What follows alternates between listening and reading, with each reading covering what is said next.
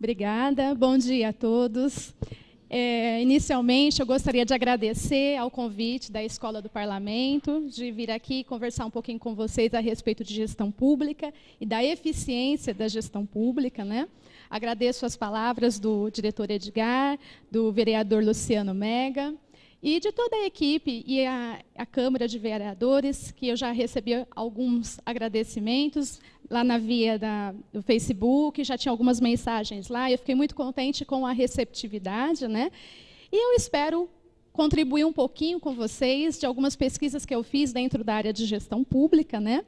O nosso objetivo aqui vai ser falar, não esgotar o assunto, nem aprofundar o assunto, mas nós vamos contextualizar a gestão pública, vamos falar um pouquinho dela fora e dentro do Brasil, e vamos dizer assim, como poderia ser, né? Como a eficiência poderia ser mais efetiva dentro das instituições públicas, né? Então, eu fiz algumas pesquisas dentro de um grupo de sistemas da FEA-USP, e lá nós fazíamos vários estudos a respeito de eficiência, porque isso é uma coisa que é um grande desafio dentro da gestão pública, né? Embora já tenha se feito várias propostas, já foram feitas várias tentativas, mas a gente vê que isso ainda é um desafio a ser alcançado, né? Bom, aí a nossa agenda aqui do nosso minicurso vai ser falar sobre a gestão pública, fazendo um histórico, né, como foi, de onde surgiu, até onde chegou. Depois a gente vai falar um pouquinho de administração pública internacional, né, como é que funciona em outros países, administração pública no Brasil, como foi até chegar aos dias de hoje, os tipos de administração pública, a definição de eficiência, e depois a gente vai entrar dentro da diferenciação entre eficiência e eficácia, que são dois conceitos facilmente confundidos. As pessoas muitas vezes não sabem muito bem o que é isso, e isso, inclusive, se reflete dentro da própria gestão pública, né? Depois vamos falar da eficiência na administração pública, de como ela está e como ela poderia ser. E, ao final, nós vamos falar de tendências e reflexões, né? Vamos refletir um pouquinho sobre isso e concluir o que a gente falou dessa conversa toda, tá? Bom, gente, é o seguinte, eu falei ali para vocês que eu ia começar falando sobre administração pública no histórico, né? Então, o Brasil, ele passou por duas reformas administrativas, né? A primeira delas foi em 1936. Nessa reforma administrativa de 1936, houve uma grande crise. O Brasil vivia uma administração pública que era patrimonialista, que era desde a época da monarquia, onde o rei via o Estado como uma propriedade dele. Então, o que acontece? Não existia a gestão pública para o povo, existia a gestão pública para o rei. Então, o Brasil viveu assim até 1936, quando houve uma grande crise, né? E aí foram ocorrendo algumas mudanças durante o tempo. Uma outra grande crise que teve foi em 1979, que foi uma crise mundial que se abateu no Brasil, e aí foram processadas algumas mudanças que acabaram influenciando também a gestão pública, né? Um evento que foi determinante para isso foi a globalização. Por quê? Antigamente, quando o mundo ainda não era globalizado, o Estado ele protegia a economia brasileira dos outros países, né? Então, era uma proteção e a gente não tinha muita ligação com o mundo lá fora, né? Só que, com o fenômeno da globalização, a gente acabou tendo que ser competitivo, né? E para isso acontecesse, o Brasil teve também que passar por mudanças administrativas também e dentro da esfera pública. E a última crise que teve foi a de 1980, que aí, gente, quando a gente fala de crise, a gente tem crises econômicas e crises políticas, né? Muitas vezes a crise econômica ela acaba desencadeando a política, né? Nós temos problemas econômicos e isso acaba se refletindo em crises políticas. Então, esse problema vai levar o Brasil a fazer algumas reformas. Então, a primeira delas, que foi a reforma patrimonialista, onde eu disse que o rei ele tinha o Estado como uma propriedade dele, passou-se, então, para a gestão burocrática clássica, né? Um filósofo alemão, que é o Max Weber, ele estudou o Estado como burocrático, né? E o nosso Estado brasileiro, ele é basicamente em cima da questão da burocracia clássica de Weber. O que ele dizia? Que tinha que ser impessoal, tinha que ter especialização, né? Então, o que acontece? Isso engessava muito a máquina pública, né? Então, isso não tinha interação com as pessoas, o povo não era visto como um cliente, né? Ele era visto como algo fora do Estado, e esse Estado ele era muito voltado para ele mesmo, ele era autorreferenciado, né? Então, gente, o que acontece? Nós tivemos as crises do Brasil, né? Quando chegou-se lá em 1968, nós tivemos vários planos econômicos. Quem é contemporâneo meu aqui deve lembrar que a gente teve várias crises, né? Começou lá na época dos militares, com o PAEG, em 64, que era um plano econômico baseado em ações econômicas do governo, né? Depois passou-se para o primeiro PND, que é o Plano Nacional de Desenvolvimento, e foi para o segundo PND, até chegar em 68, com o milagre econômico. O que foi esse milagre econômico? Realmente foi um boom das empresas estatais, foram-se criadas várias empresas de siderurgia, petroquímica, né? E o Brasil cresceu. Então, nós tivemos realmente um milagre econômico. Isso propiciou mudanças também na esfera administrativa, né? Até que chegou lá, no ano de 1973, que teve dois acontecimentos bem importantes. O primeiro deles, alguém aqui sabe qual foi? Qual foi? Meu nascimento, claro, nasci nesse ano. Primeiro grande acontecimento. Brincadeira, gente. Mas alguém que falou certinho, a crise do petróleo, foi você? É isso mesmo. Foi a crise do petróleo de 73, a primeira grande crise.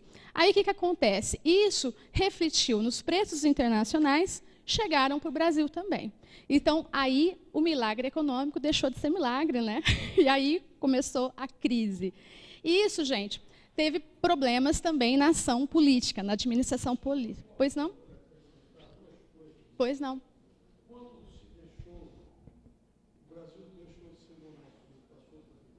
Uhum. Nesse período, então, você disse que não tinha reforma, que se fazia na República Velha era tudo para os coronéis. Uhum. Foi até um exemplo disso. Uhum. O coronel Mário Batista, o coronel Francisco Pinto. Concorda comigo? Sim. E esse período do milagre de Delfim Neto, exatamente. A de ser governador do estado de São Paulo porque ele mentiu. Uhum. O Brasil tinha inflação e disse que não tinha, era baixa. Então, justamente por essa crise, né, dos preços internacionais que refletiram aqui, acabou tendo inflação, e o Brasil entrou numa crise assim, monstruosa, que aí foi indo para muito... Eu ia detalhar mais isso na apresentação. Eu peço desculpas a vocês, porque eu estou resumindo um pouquinho sem a ajuda deles, mas é exatamente isso. A gente teve um período, e as ações econômicas elas se refletiram submaneira nas questões políticas, né? Então, o que aconteceu? Nessa época, então, do milagre econômico que entrou em crise, nós tivemos depois o segundo choque do petróleo, que foi em 1979, né? E aí a gente já estava entrando num outro contexto, ainda tínhamos o regime militar aqui, né? E nós tivemos alguns ministros, que um deles foi o ministro da desburocratização, que foi o ministro Hélio Beltrão, que ele lançou um programa nacional de desburocratização, que era justamente para mudar, né, esses moldes antigos que a gente já tinha, né? Só que o que acontece, gente? Quando a gente faz um programa nacional desse, existiram vários problemas no Brasil. Essa crise que houve, nós tivemos 3 crises aqui. A primeira foi de legitimidade, que foi a crise devido ao regime militar, né? Depois nós tivemos uma crise de adaptação ao regime democrático, porque nós saímos de um governo ditador para entrar num governo democrático em 1984, né, que era muito populista, né, era muito voltado às massas, aquela euforia e tudo mais. E depois, quando a gente chega no final desse ano, nós começamos a ver que tem problemas na própria Constituição. Nós fizemos a Constituição de 1988, que trouxe alguns benefícios, mas ela foi extremamente voltada à burocracia clássica. Então, quer dizer, ela não colocou aqueles requisitos de gestão gerencial, que era o ideal. Nós tivemos alguns indícios, né, de gestão gerencial. O primeiro deles foi em 1936, quando foi feito o Departamento Administrativo do Serviço Público. Lá, em 1938, foi criada a primeira autarquia. A autarquia é uma administração indireta, então já é um primeiro indício de descentralização, que é uma característica da gestão gerencial. Então, já foi dado um primeiro passo, né? Porém, foi feito, o DASP ficou até algum tempo, até ser substituído pelo Decreto-Lei 200, que foi um decreto-lei que também tentou dar indícios de uma gestão gerencial. Porém, não deu certo, por quê? Porque as empresas estatais não faziam concurso público. Elas contratavam pessoas de mercado e isso, obviamente, gerou ineficiências também. Então, o que acontece? Isso tudo, gente, desencadeou vários problemas, né? Então, por isso, a gente nunca teve uma gestão gerencial de fato, né? Nós tivemos sempre aquela burocracia, né? Que, em muitas vezes, a gente tem a burocracia como algo pejorativo, né? Que é alguma coisa extremamente engessada, como eu disse para vocês, voltada lá para Max Weber, né? Então, isso tudo, gente, que aconteceu, nós tivemos, assim, todas essas reformas que aconteceram, foi em decorrência de ineficiências que aconteceram em cada uma desses governos, né? Então, a nossa gestão pública no Brasil, ela de muito tempo ineficiente. Nós sempre tivemos problemas. E o problema, o que acontece? Quando a gente coloca uma reforma, né, um outro tipo de gestão pública, sempre tem resquícios da primeira lá. Nós ainda temos resquícios patrimonialistas na gestão pública. E isso é um grande problema. Porque como ser gestão pública eficiente com esses resquícios de patrimonialismo, né? É muito difícil.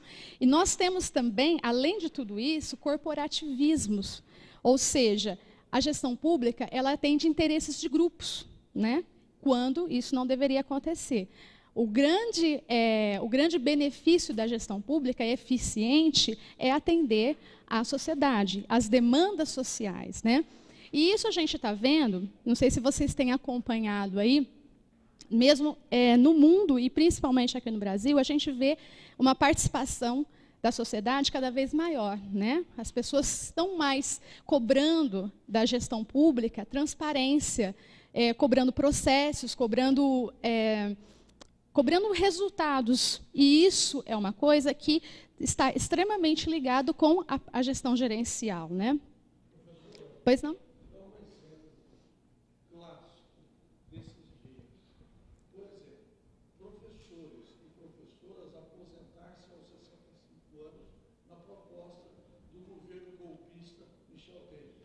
Uhum.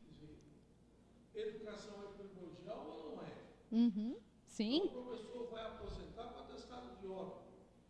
Com certeza. Já que deu privilégio aos militares, tem que dar privilégio aos professores. Se é todo mundo, tem que todo mundo. É como eu disse, tem atendimento de grupos, né? São um corporativismo existente no Brasil, né? E é exatamente isso que a gente não pode ter, né? Então, assim, agora, fazendo um paralelo entre gestão gerencial com a gestão pública, a gestão gerencial privada, por exemplo, eu vou dar um exemplo muito simples para vocês. Na área privada, a gente teve o Ford, o Henry Ford, que foi o grande pai da administração clássica, né?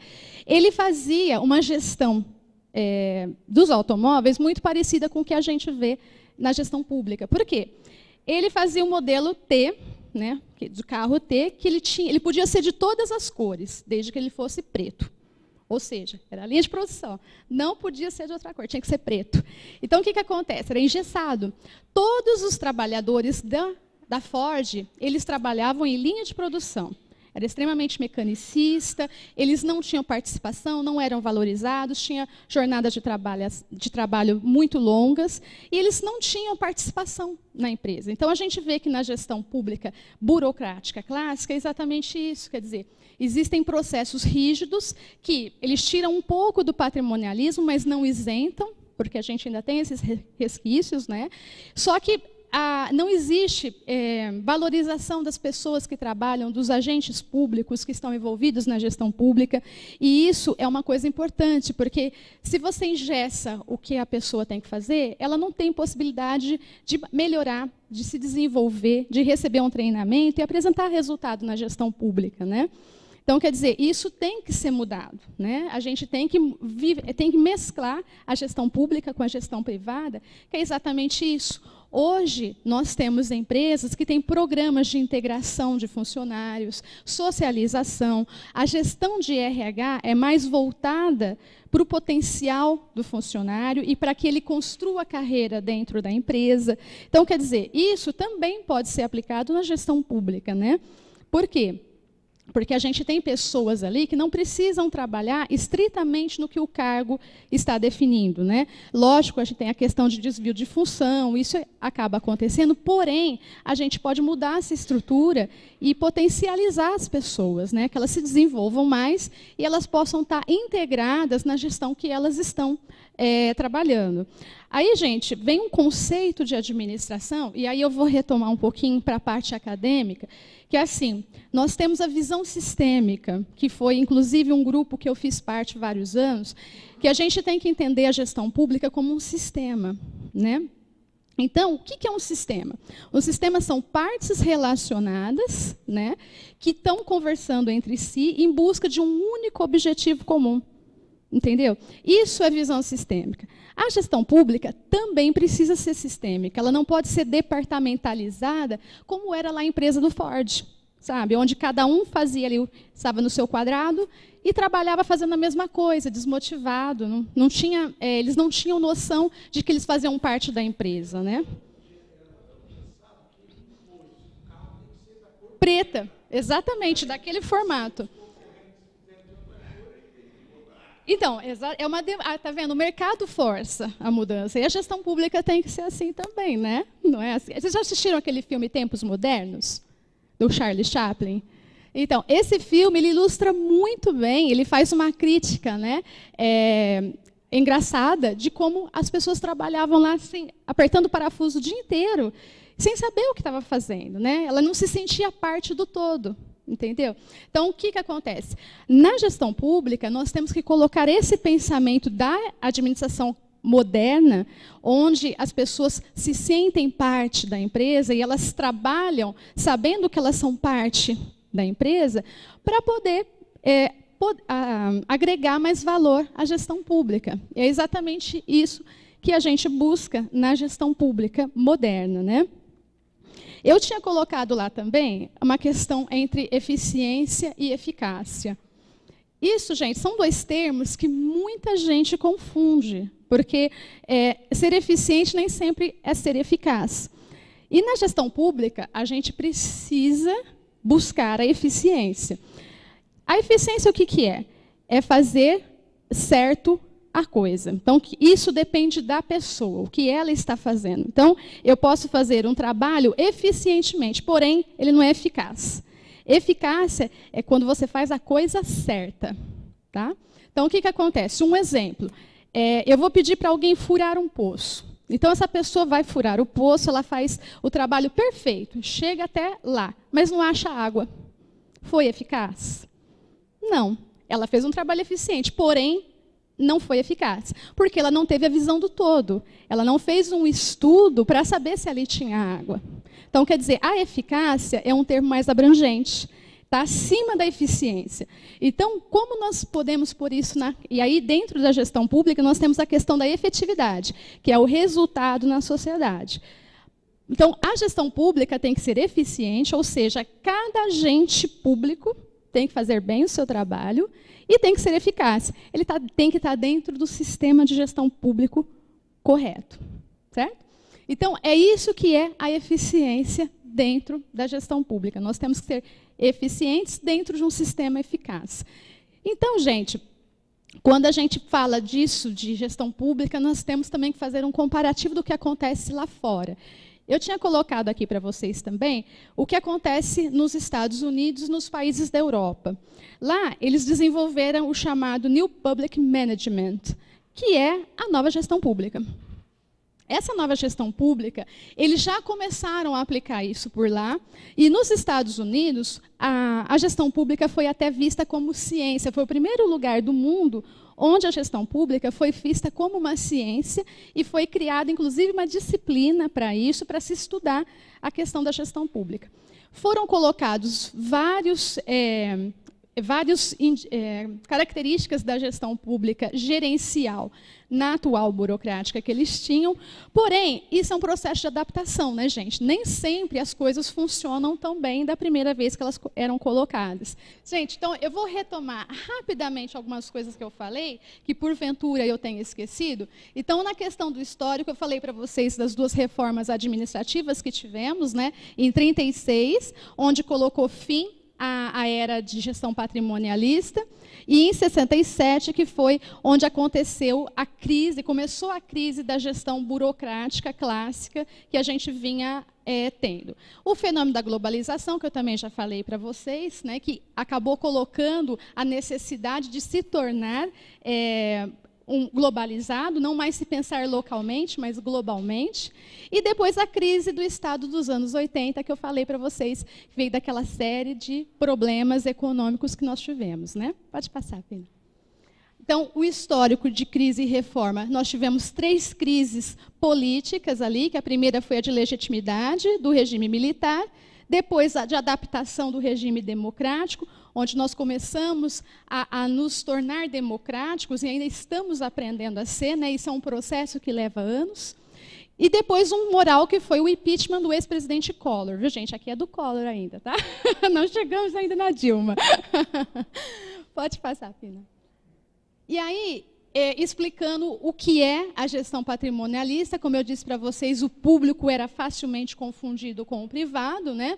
Nós tínhamos ali o Estado como a propriedade do rei, e isso gerava nepotismo, que é colocar parentes trabalhando na esfera pública, o empreguismo e a corrupção, que é o desvio de finalidade dos recursos públicos. E isso era incompatível com o capitalismo industrial e com as democracias parlamentares, que são a gestão privada, né? Então, não dava para ser gerencial numa esfera dessa. Pode passar, Pina. Aí, para passar para a burocrática, eles começaram, então, isso foi uma resposta ao patrimonialismo, onde tinha que se diferenciar o público do privado, porque isso era confundido no patrimonialismo, né? E isso também veio como uma resposta de combate à corrupção e ao nepotismo patrimonialista, e depois também trouxe controle rígido dos processos, justamente para evitar os desvios, né, do patrimonialismo. As consequências disso é que nós tínhamos uma administração burocrática extremamente rígida, engessada e pouco eficiente, né? O Estado ele era voltado para si mesmo, então não se viam os cidadãos como clientes, eles eram assim ignorados, né? O Estado só via ele mesmo, ele era muito potencializado. A qualidade que nós tivemos foi a efetividade no controle dos abusos, então isso funcionou em resposta ao patrimonialismo, porém gerou ineficiência, autorreferência do Estado, e cidadãos não são vistos como clientes, totalmente incompatível com o gerencialismo, né? E aí, como que é a gestão gerencial? Ela já é descentralizada, tem uma descentralização política e tem transferência de recursos localmente. Então, isso não é mais centralizado lá no órgão federal, né? Existe também uma descentralização administrativa, então as pessoas acabam participando mais, as cidades acabam participando mais, devido a essa descentralização administrativa, e há poucos níveis hierárquicos, né? Ou seja, um enxugamento dos cargos existentes. Isso é gerencial, tá, gente? É diminuir a quantidade de cargos enxugando a máquina pública.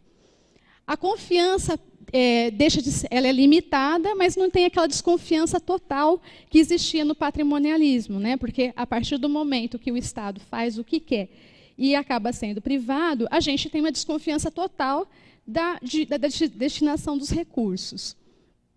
Aí tem a descentralização administrativa, que também ajuda com que mais pessoas trabalhem participativamente e também elas acabam influenciando na gestão pública. E isso, como eu disse para vocês, lembra lá a ideia de sistemas, que eu falei para vocês de partes relacionadas. Então, quer dizer, cada órgão descentralizado localmente, ele acaba formando a gestão pública toda como parte do sistema.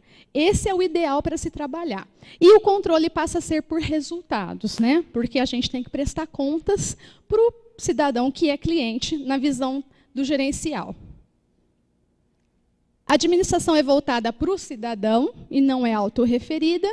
Existe simplificação de processos e economicidade, ou seja, a gente acaba, quando você tem processos muito longos, acaba tendo muito desperdício material, de tempo e muito retrabalho. Quem trabalha aqui na área pública sabe disso, né? Existe muito retrabalho, desperdício de tempo, e isso onera a gestão pública. E existe a busca da eficiência e o foco no cidadão.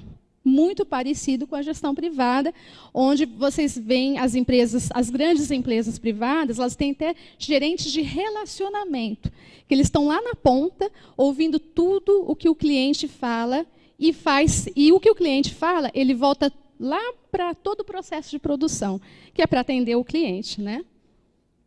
E aí, como eu falei para vocês, na gestão pública internacional, ela começou a colocar pontos de de administração gerencial no século XIX, e começando um pouquinho lá na Revolução Industrial, no final do século XVIII, e os problemas políticos, sociais e econômicos que também existiam lá, propiciaram essa mudança de gestão, e ela começou a ser centrada no controle de finanças e ordens públicas. Então, foi isso que o mundo, né, os Estados Unidos e os países europeus desenvolvidos, começaram a pensar antes da gente na questão do gerencialismo lá. E a administração começou a ser vista como ciência, administração pública, né? O primeiro curso foi criado em 1881, então vejam que eles começaram bem antes da gente, né?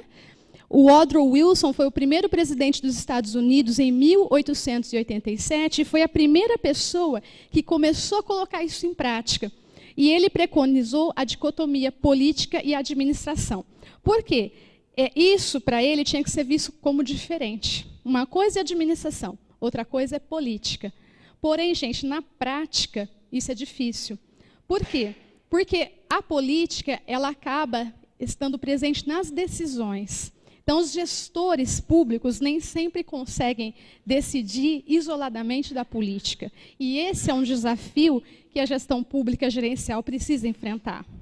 Porque é muito difícil.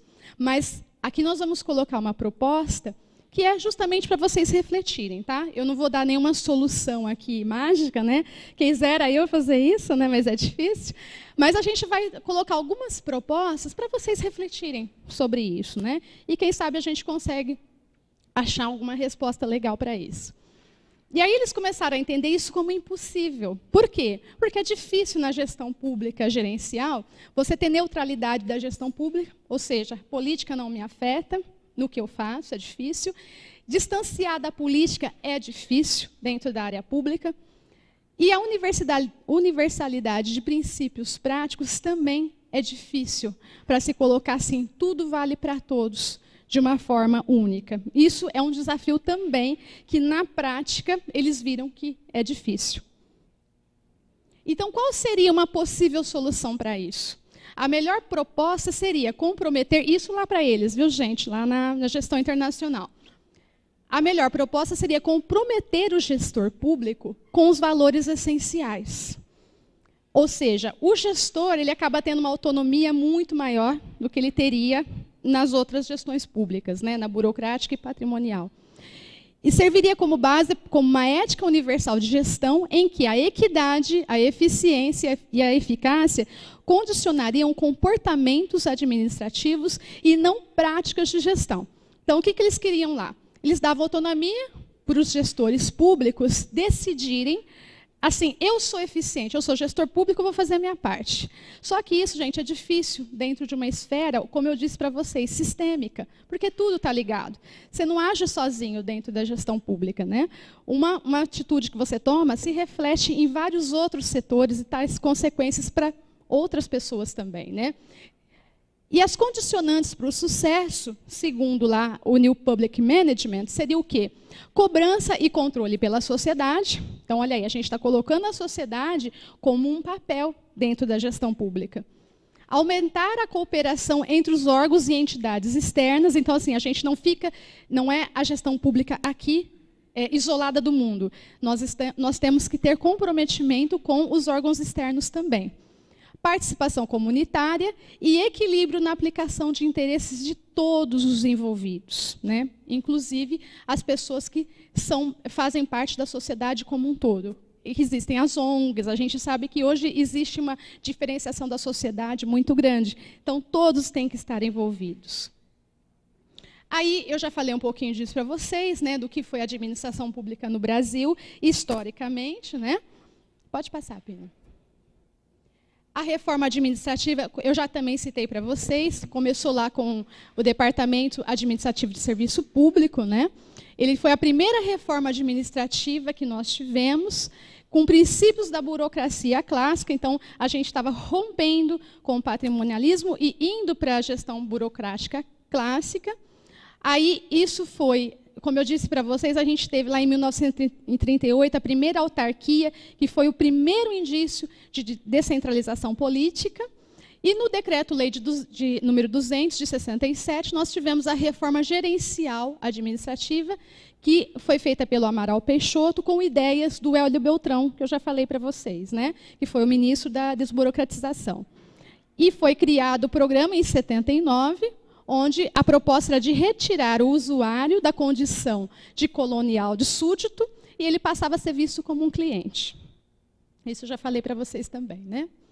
Aí tem os dois tipos de gestão, que é a pública e a privada.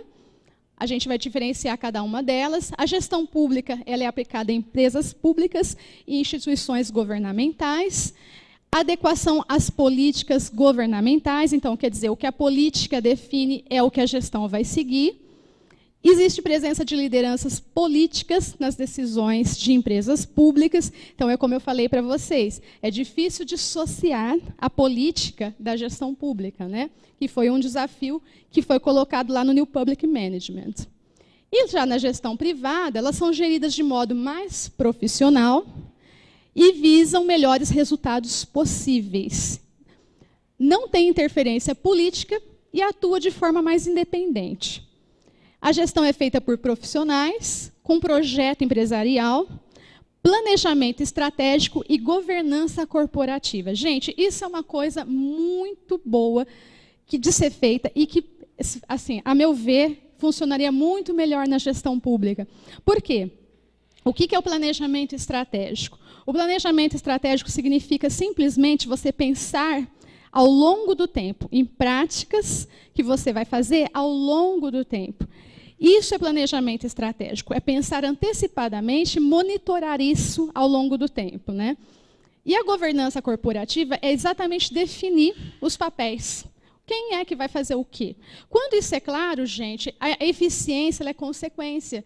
Porque muitas vezes você vê, uma pessoa chega na empresa, ela não sabe o que ela vai fazer. Então, ela chega lá, o que acontece? Ah, você tem que fazer isso. Está lá na descrição do cargo dela, ela não sabe exatamente o que é, então, quer dizer, ela se restringe àquilo. Quando você pensa numa gestão empresarial, você vai desenvolver essa pessoa, existe um grupo que recebe essas pessoas, existem tutores, que são pessoas, geralmente o chefe imediato, que vai dar uma direção para essas pessoas, e existe uma parte do RH que se chama treinamento e desenvolvimento, que é exatamente para as pessoas saberem o potencial das pessoas e promoverem treinamento para elas. Isso, gente, traz eficiência no resultado da empresa como um todo, que se torna mais competitiva, né? Aí nós temos a questão da eficiência. Por que é eficiência, gente? É utilizar todos os recursos possíveis com o menor custo. Isso é a otimização, que a gente chama em economia. Otimizar o que é? Utilizar tudo o que você pode com o menor custo possível. Isso é o ideal para tudo, né? Inclusive, não só para a gestão, mas tudo na vida, se a gente conseguir otimizar, a gente está fazendo o melhor, né? E aí tem a diferença que eu falei para vocês entre eficiência e eficácia, que a eficiência é fazer certo as coisas, depende de quem está fazendo, e a eficácia é fazer as coisas certas. Então, eu tenho lá o que eu defini para ser feito, e aí você faz isso dentro de um contexto maior, né?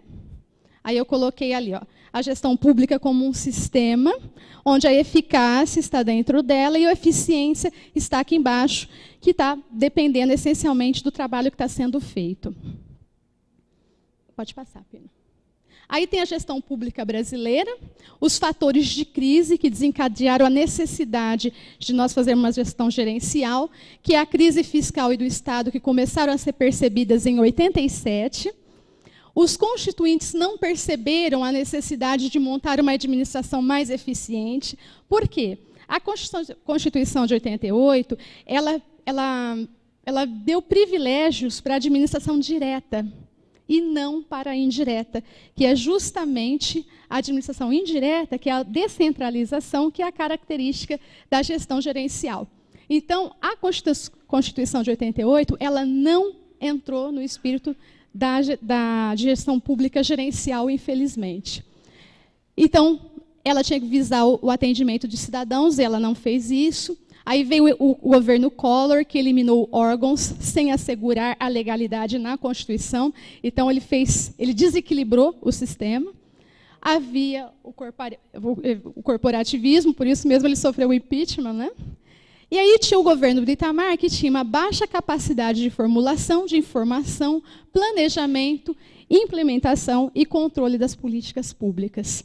Então, gente, vocês veem que tudo isso, toda essa crise, ela chama um outro modo de gestão, que é a gestão gerencial, que, a partir de 1994, quando nós tivemos o Plano Real, ela começou a ser pensada com traços mais efetivos. Ainda não estamos lá, mas a gente já está caminhando para isso, né? Então, a eficiência na gestão pública, como eu falei para vocês, o que seria a eficiência na gestão pública? Enxugar a estrutura de cargos, né?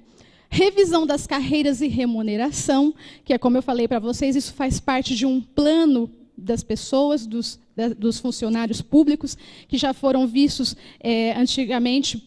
Existe uma cultura, né, de que o profissional público ele é ineficiente. Então, aí precisa ser revisto, porque na gerencial a gente investe em funcionários, mas também cobra-se dele, até porque a sociedade cobra, né? Descentralização de administração pública, que são as agências autônomas e organizações sociais, como eu disse para vocês, são outros agentes que estão participando da administração pública. Pode passar, Pina.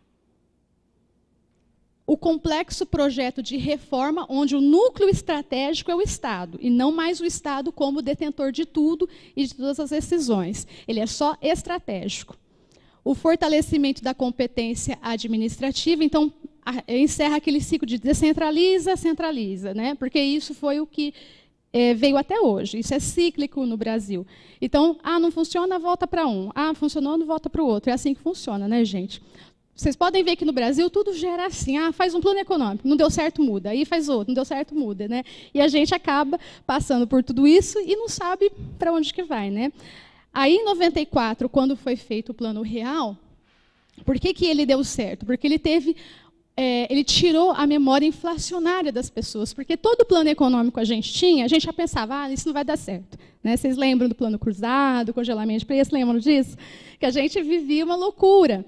E o Plano Real, quando ele foi instalado em 94, a inflação foi hipervalorizada, ela chegou a 3.700% antes de ser colocada a moeda nova, né?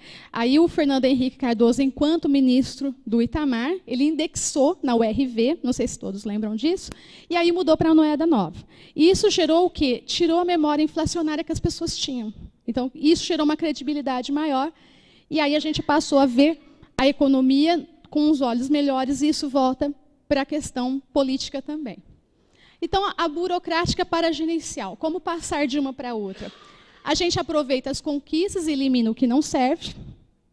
Instituições burocráticas como concurso público, sistema universal de remuneração, carreiras formalmente estruturadas, né? Aí são só aquelas carreiras que existem mesmo, a gente não cria outras, né, para facilitar a vida de ninguém.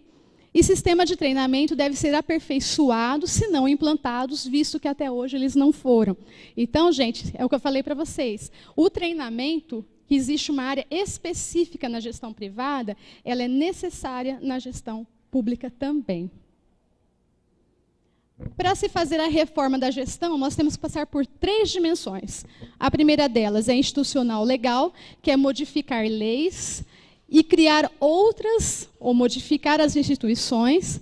A dimensão cultural para gerencial, e isso, para mim, é a parte mais difícil.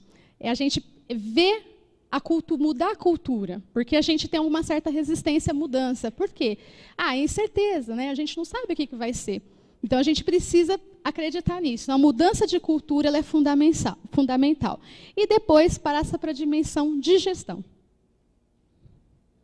Aí, nós vamos para reflexões, gente. De tudo isso que a gente falou, voltando lá, nós tivemos 2 reformas, que foi uma ação de uma elite de administradores, economistas e políticos. Então, a gente vê que povo aí, sociedade, não tem participação nenhuma. Então, a gente vê que as estruturas existentes naquela época elas eram insuficientes e ineficientes. O grande inimigo já não era o patrimonialismo, mas era o burocratismo, né? Pode passar. E aí a gente pensa, como deveria ser a gestão pública, né? De tudo isso que a gente falou. Então, o que eu fiz aqui, gente? Eu simplesmente comparei gestão privada com gestão pública, né? Então, o que a gente pode pensar? A gestão pública, primeiramente, já tem que definir uma missão e fazer um planejamento estratégico. Por quê? Isso funciona na gestão privada, porque ali todo mundo sabe, reza a mesma cartilha, todo mundo sabe para onde está indo. Então, a pessoa se vê com um objetivo a ser seguido, a ser alcançado, né? Otimizar os recursos públicos. Pois não.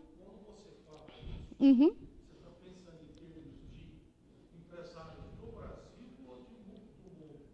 Quando eu estou falando de gestão pública? Sim, olha.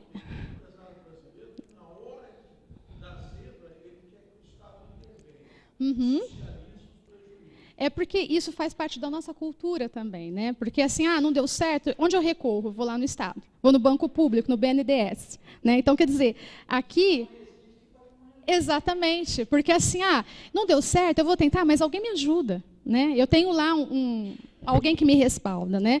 Então, quer dizer, é isso que eu falo, que a mudança de cultura, gente, a mudança de cultura ela é fundamental para isso, inclusive na cabeça de empresários, né? Porque a gente acaba sendo fruto de tudo isso que a gente viveu. Patrimonialismo lá de trás, a gente acaba sendo fruto disso.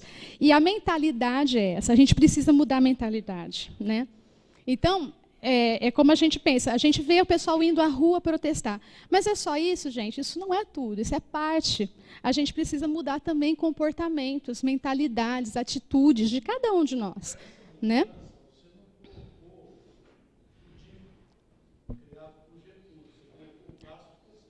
Uhum. Existe um controle, né? Sim, sem dúvida nenhuma. Isso é uma coisa que veio de lá de trás, né? A gente vai seguindo. E é isso que tem que mudar, a gente tem que ter uma ruptura desse pensamento, né?